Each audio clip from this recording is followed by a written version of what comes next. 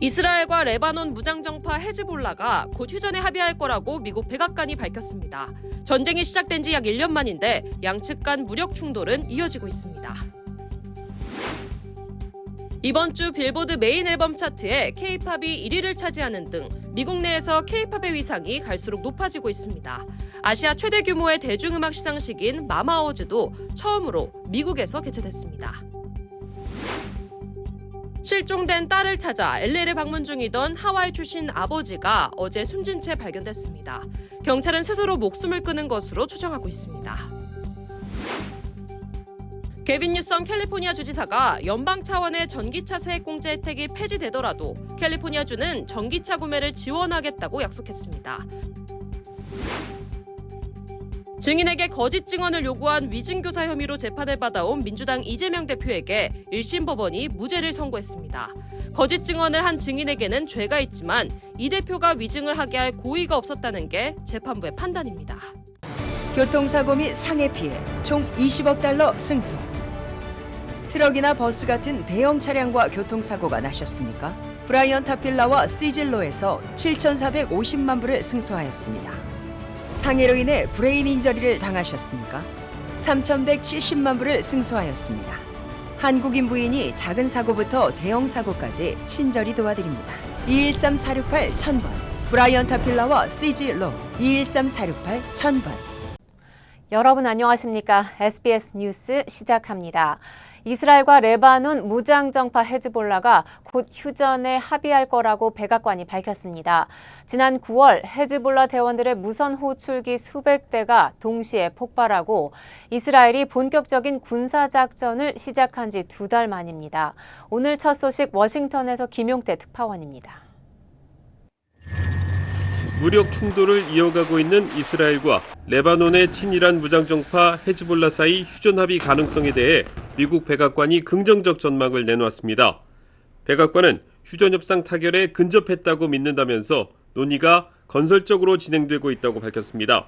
We believe that the trajectory of this is going in a very positive direction. But again, nothing is done until everything is done. 백악관은 무엇인가 발표할 게 생기면 발표하겠다며 신중한 입장을 유지했습니다. 앞서 미 언론들은 사실상 휴전 협상에 합의했고 이스라엘 안보 내각이 현지 시간 화요일 이 합의를 승인할 것으로 보인다는 전망을 전하기도 했습니다. 휴전 협정 초안에는 이스라엘이 레바논 남부에서 철수하고 레바논군은 중화기를 리타니강 북쪽으로 이동시키는 조치, 그리고 60일간 휴전 과도기 등이 포함된 것으로 알려졌습니다. 휴전 임박 관측 속에서도 이스라엘은 레바논 공습을 이어갔습니다. 이스라엘군은 레바논 수도 베이루트 외곽 등 25곳을 공격했으며 헤즈볼라 집행위원회 지휘본부와 정보통제센터 등의 능력을 떨어뜨렸다고 밝혔습니다. 미국은 중동에 특사를 파견하는 등 휴전안을 조율해왔습니다. 이번 주 안에 포성이 멈추고 휴전안이 최종 타결될 수 있을지 주목됩니다. 워싱턴에서 SBS 김용태입니다. 아시아 최대 규모의 대중음악 시상식인 마마 어워즈가 팝 음악의 본토인 미국에서 지난주 첫 시상식을 열었죠. K-팝이 세계 음악 시장에 본격적으로 뛰어든다는 의미로 평가됩니다. 이번 주 빌보드 메인 앨범 차트에서도 K-팝이 1위를 차지하는 등 미국 내에서 K-팝의 위상은 갈수록 높아지고 있습니다. LA에서 조성원 기자입니다. 2024년 마마 아시아 뮤직 어워즈가 미국 내 첫 시상식 장소로 택한 곳은 대중문화의 심장인 헐리우드입니다.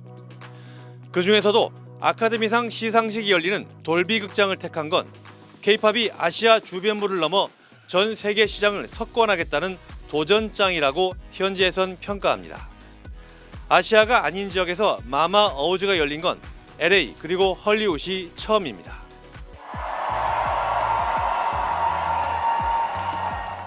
미국 현지 팬들은 물론 전 세계에서 몰려든 팬들로 미국 내 첫 마마 어워즈는 큰 주목을 받았지만 어려움도 적지 않았습니다.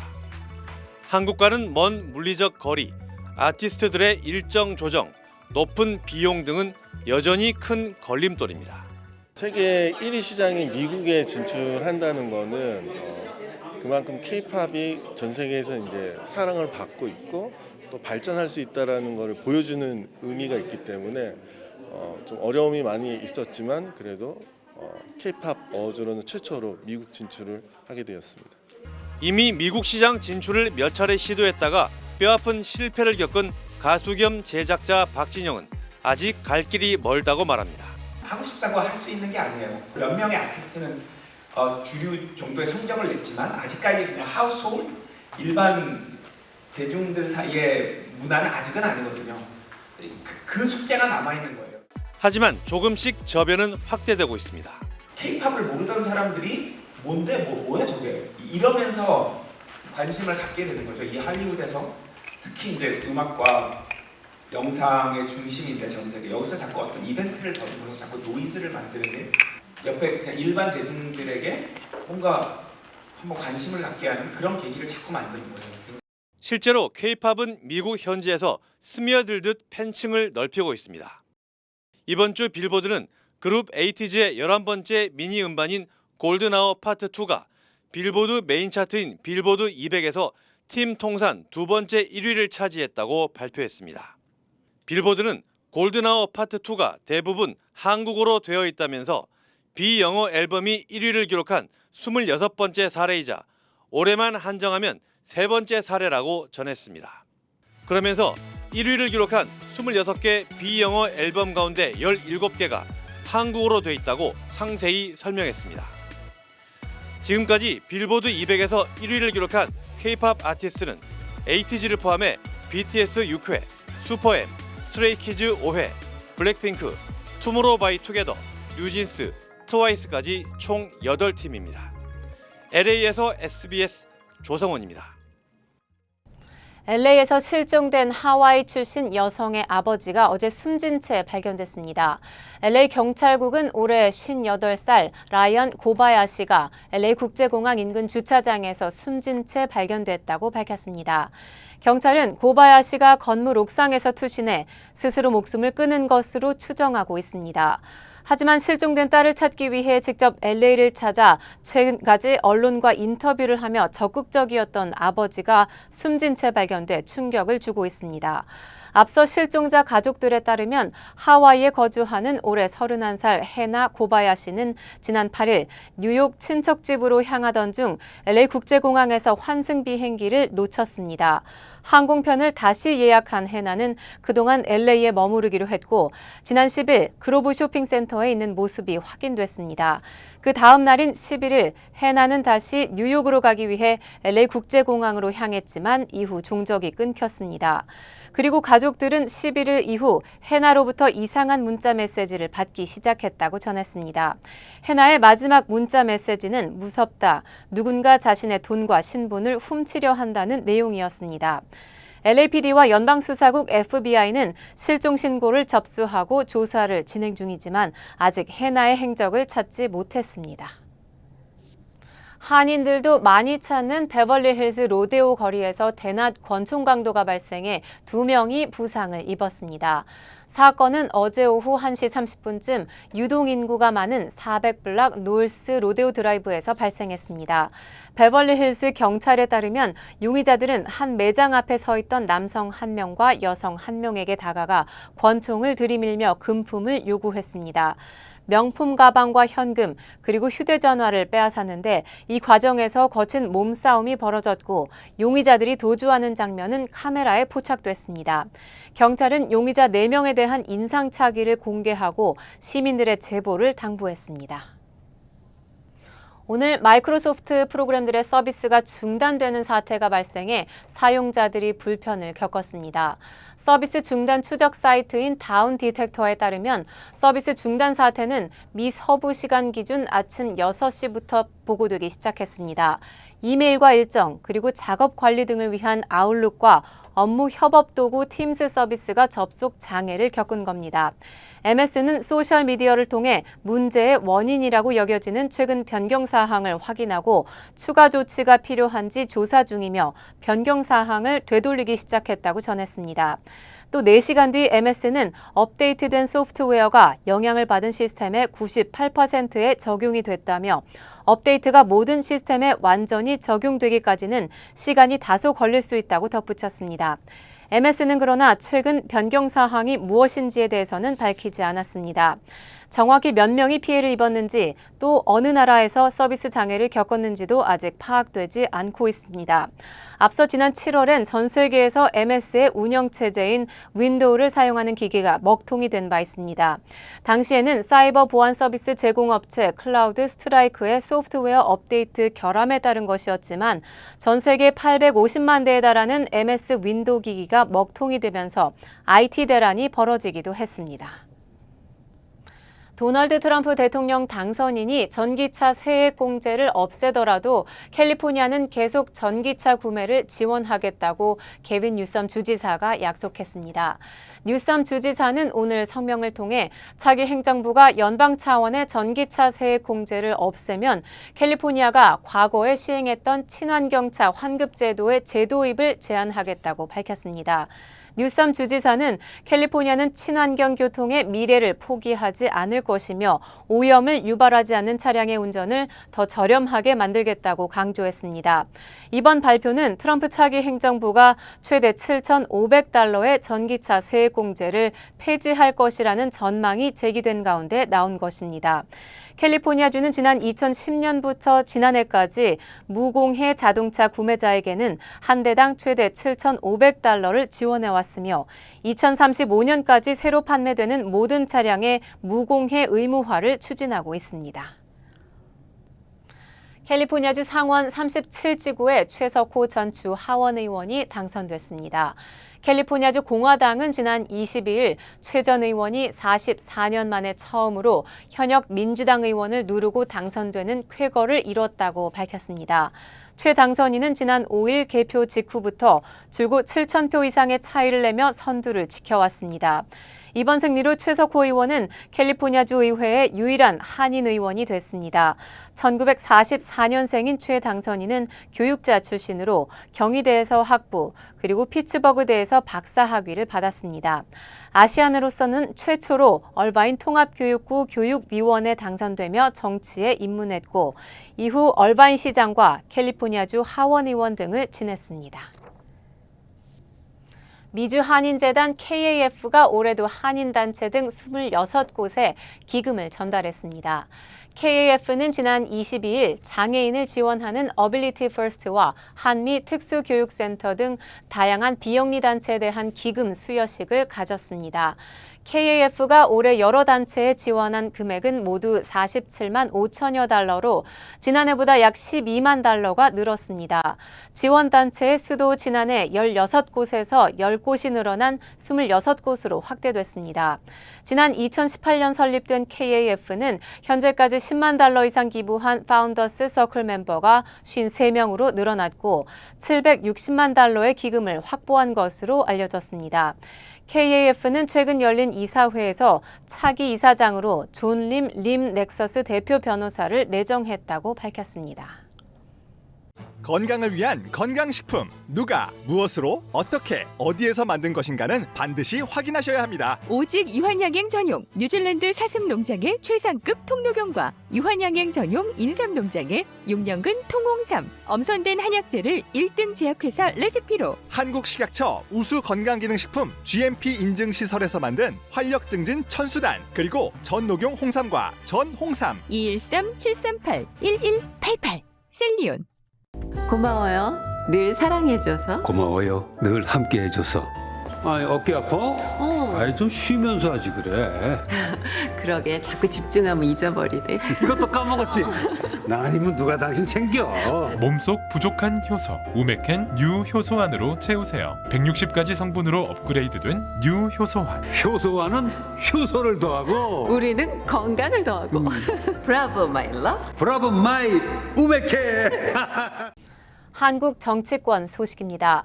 증인에게 거짓 증언을 요구한 위증 교사 혐의로 재판을 받아온 민주당 이재명 대표에게 1심 법원이 무죄를 선고했습니다. 거짓 증언을 한 증인에게는 죄가 있지만 이 대표가 위증을 하게 할 고의가 없었다는 게 재판부 판단입니다.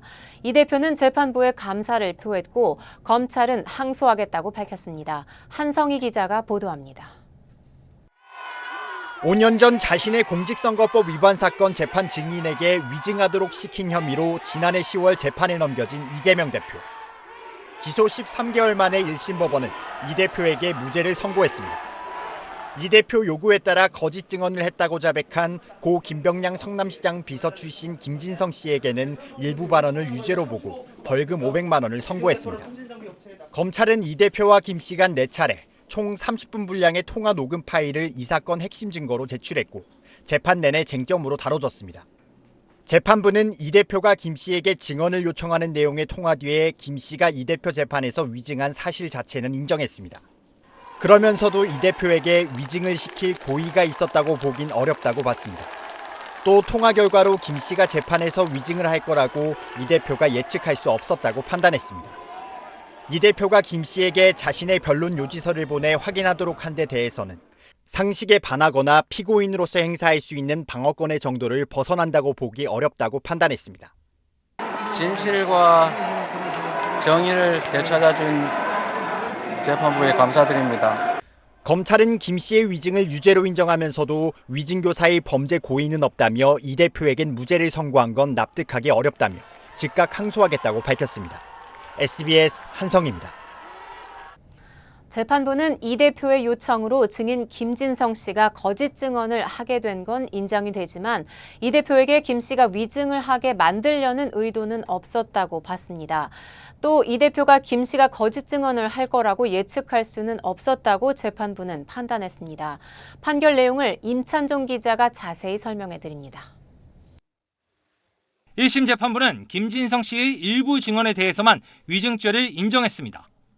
검사 사칭 관련자 중 KBS PD에 대한 고소를 취하하고 이재명 쪽으로 몰아가자고 KBS 고위 관계자와 협의하고 있다는 취지의 말을 김병량 전 성남시장에게 들었다고 김진성 씨가 증언한 대목은 허위라는 겁니다. 그러나 재판부는 김 씨의 이런 허위 증언은 이 대표가 요청한 것이 아니라고 판단했습니다. 이재명 대표는 유리한 증언을 요청했을 뿐 직접적으로 위증을 요구한 게 아니라는 겁니다. 매우 정치적인 좀 배경이 있던 사건이었다는 점들을 좀 얘기를 해주면 도움이 될 것 같아요.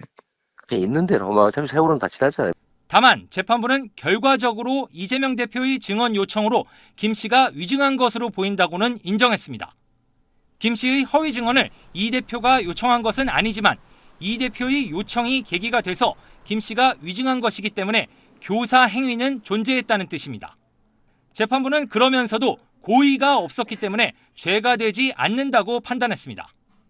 김진성 씨 증언이 거짓이라는 점을 이재명 대표가 알 수 있었다고 보기 부족하고 김 씨와 통화도 특정 사실에 관한 거짓 증언을 요청하는 걸로 보기 어려워서 김 씨가 위증하도록 만들려는 의도가 없었다고 판단했습니다.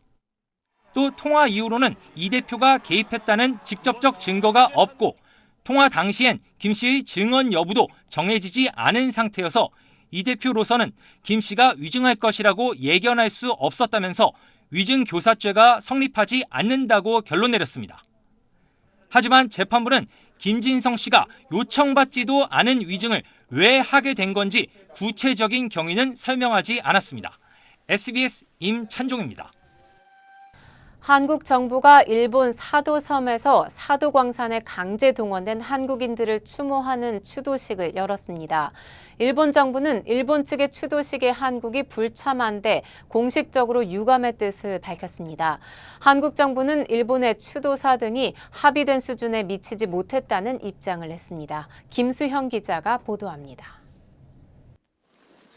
한국 정부는 어제 사도섬에서 유족 9명과 박철희 주일대사 등 30여 명이 참석한 가운데 별도의 한국인 희생자 추도식을 개최했습니다.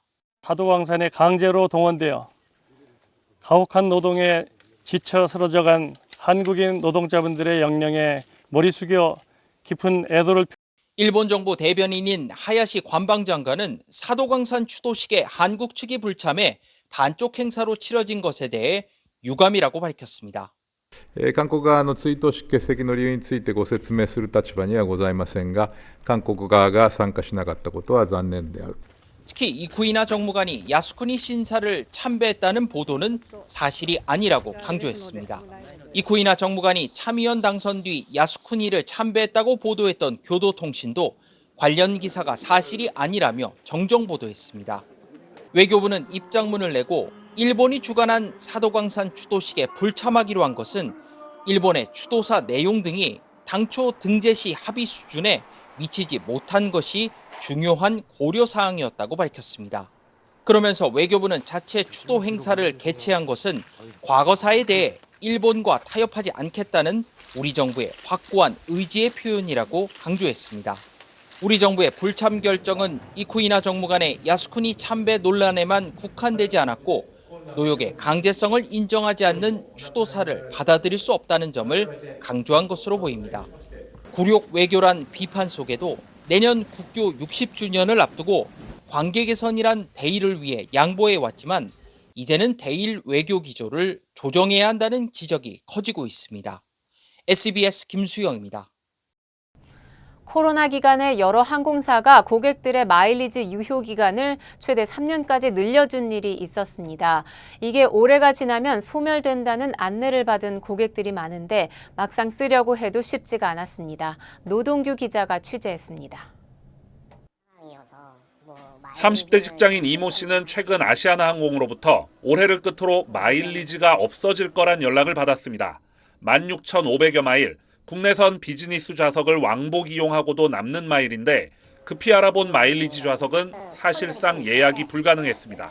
제주도를 가볼까 생각했는데 괜찮은 주말이 껴있는 거는 다 표가 없더라고요. 마일리지로 물건을 사는 항공사 쇼핑몰을 찾아봤지만 거의 매진입니다. 다 솔드아웃이에요. 솔드아웃.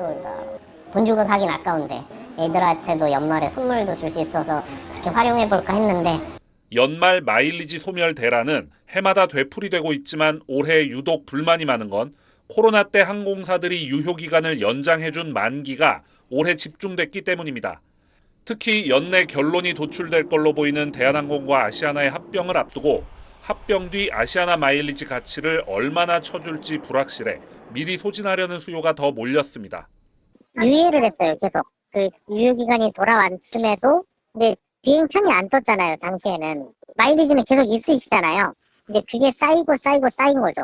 웬만해선 쓰기 어렵다 보니 양대 국적항공사의 미사용 마일리지는 무려 3조 5,130억 원어치에 달하는 걸로 추정됩니다. 항공사들은 회계상 부채로 분류되는 마일리지 소진의 비상인데 대한항공은 다음 달 말 전 좌석을 마일리지 승객으로 채운 국내선 특별편을 6차례 띄우기로 했습니다. 편도 승객 기준 840명 정도가 혜택을 보는 마일리지 전용기로는 고객의 자녀 마일리지를 다 처리하기엔 턱없이 부족한 수준, 사용처를 세분화해 더 확대하고 마일리지 좌석 비중도 늘릴 필요가 있습니다. SBS 노동규입니다.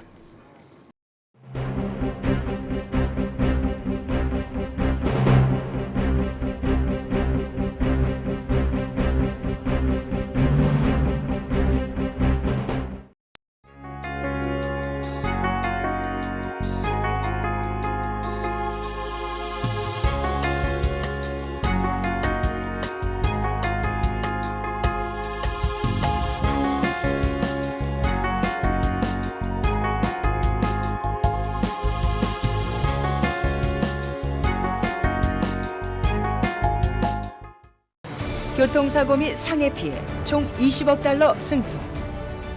트럭이나 버스 같은 대형 차량과 교통사고가 나셨습니까?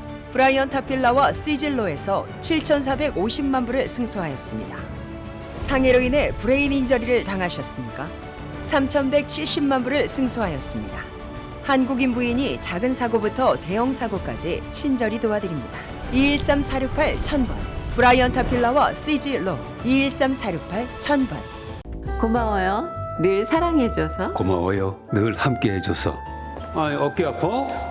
좀 쉬면서 하지 그래. 그러게 자꾸 집중하면 잊어버리네. 이것도 까먹었지? 나 아니면 누가 당신 챙겨. 몸속 부족한 효소 우메켄 뉴 효소환으로 채우세요. 160가지 성분으로 업그레이드된 뉴 효소환. 효소환은 효소를 더하고 우리는 건강을 더하고. 브라보 마이 러브. 브라보 마이 우메켄. 저희 SBS 뉴스는 유튜브를 통해 언제든지 다시 시청하실 수 있습니다. 뉴스를 마칩니다. 시청해 주셔서 고맙습니다.